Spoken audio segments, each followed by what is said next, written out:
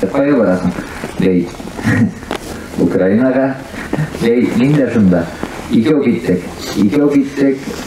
Бардық.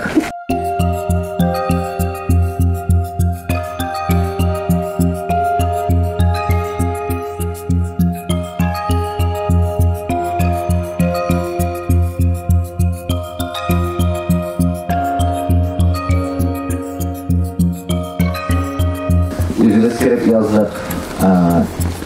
Доброволецлар болып кеттік. Біз кетмеше кім кетейік? Біз кетмеше кім кетсін?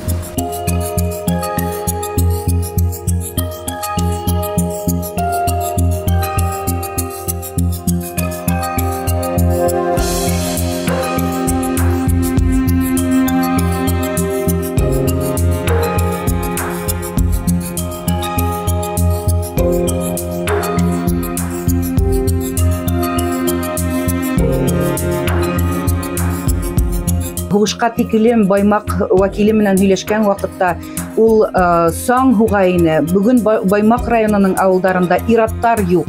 Унда карт-коры, катын-кыз, балалар гына. Был нимәнән шулай? Чөнки бөтен ирҙәр дә Себердә акса эшләй. Менә был зур проблема ине. Һәм был проблеманан сыгу юлы ул бердән-бер. Башкортостандың икътисады яхшырган осракта, үзебезнең ирҙәр безнең республикабызда эшкә калган осракта был проблеманан касып булыр ине. Ирҙәр бәлки һугышка бармастар ине. Все-таки надо признать определенную ментальность татар и башкир. Это очень трудолюбивые, дисциплинированные и в плохом смысле послушные народы. Хотя вообще, в принципе, может ли быть послушание в хорошем смысле, не знаю.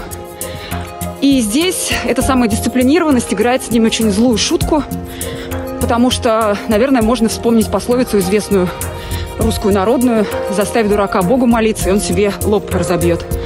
Вот это как раз в данном случае про участие татар и башкир в преступной захватнической войне против Украины.